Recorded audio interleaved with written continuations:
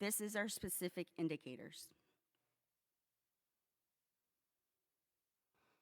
There are a total of 17 indicators of performance included in the SPP APR.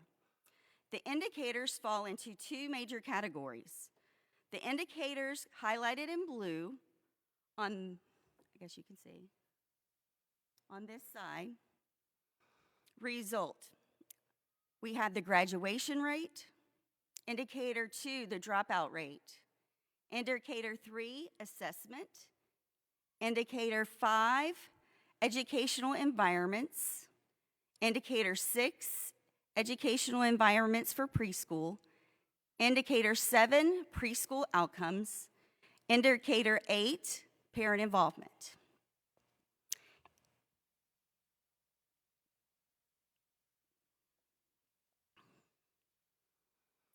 These indicators highlighted or colored in green also note the second part. So we have targets in each of these must be 0 or 100%, and that's determined by OSEP.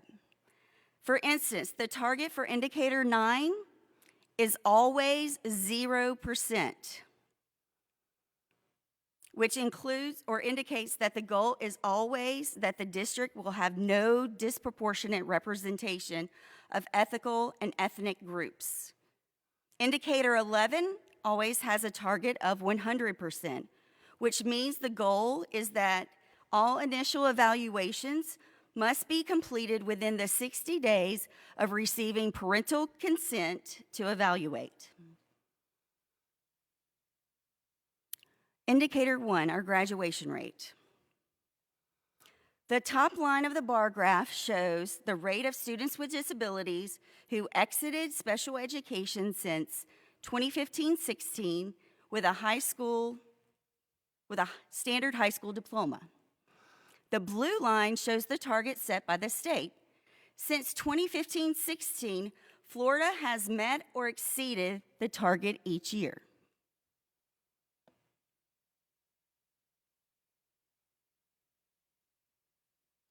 Indicator 2, our dropout rate. The blue line on the graph shows the rate of students with disabilities who exited special education due to dropping out from 2015 to 2016 through 22-23. The orange line shows the target rate in 21-22 at 11.86% of our students with disabilities dropped out, compared to the target, which was 11.9. Despite this, our rates of students with disabilities dropping out have decreased 10.0% since 2015-16.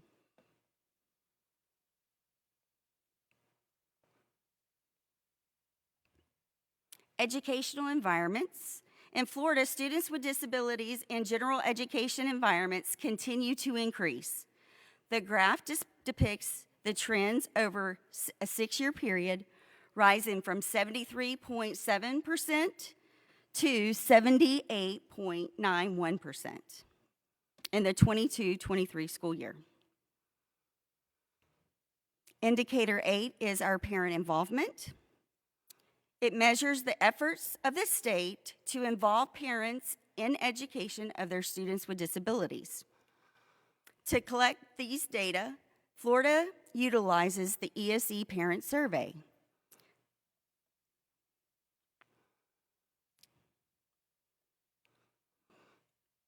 On March the 22nd, 2024, the survey opened, and it will close on June the 30th. This is available for all students and parents with parents of students with disabilities with an IEP rolled in a Florida public school. Parents should complete at least one of these surveys per student. We have the survey available in 3 different languages: English, Spanish, Haitian Creole. And at your request, we could also provide a paper-based copy. Do you mind raising your hand if you've completed the ESE Parent Survey so far this year?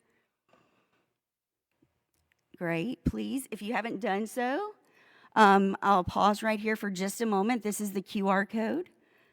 Also, encourage your other families that you may come in contact with to complete this. This is extremely important for us to have data on how we can improve as a state and also supporting our local school districts.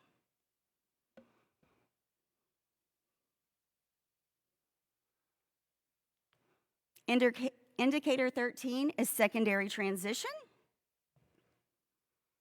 Because this is a compliance indicator, the target is set by the Office of Special Education Programs at 100%.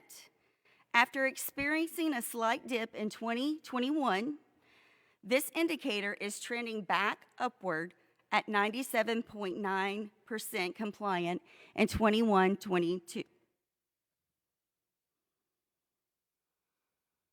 Indicator 14 is our post-school outcomes. Indicator 14 indicates whether a student who exited special education is either competitively employed, enrolled in an institution of higher education, enrolled in a technical training program, or some combination of both. And this data is collected for at least 1 year after exiting the school.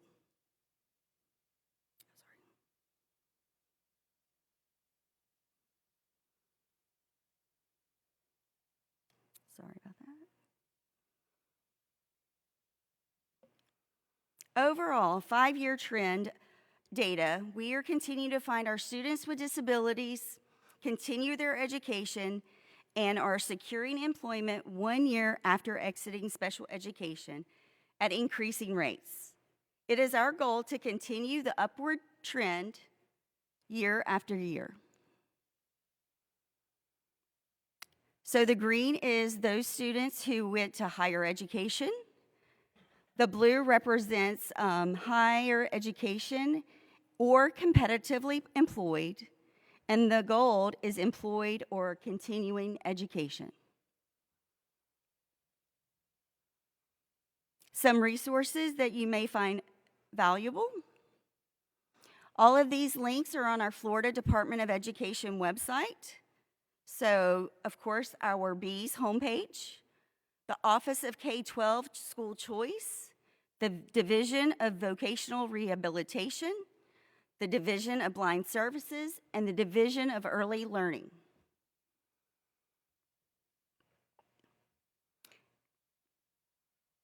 In addition to the different departments that we have at the Bureau or at the Florida Department of Education, we also have a handful of IDA-funded state projects, which include the Florida Diagnostic Learning and Resource System,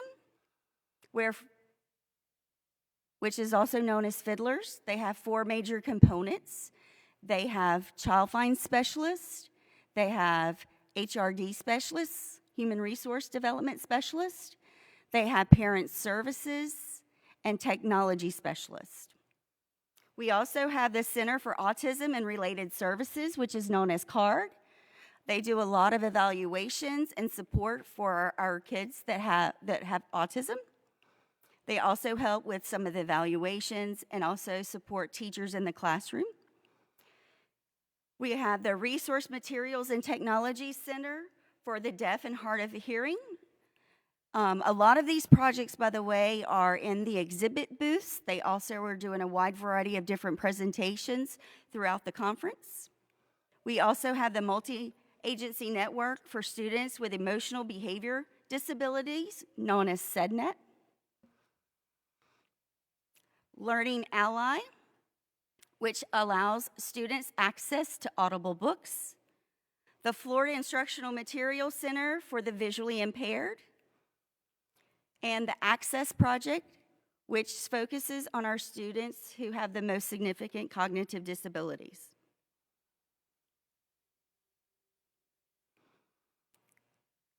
And now I will share with you our contact information. We would like to stand by. If you have any questions, please don't hesitate to ask us. In addition to that, if you're ever struggling at the local level, at the school level, with receiving the appropriate services with your child, please ensure that you're using all of the resources that you have available.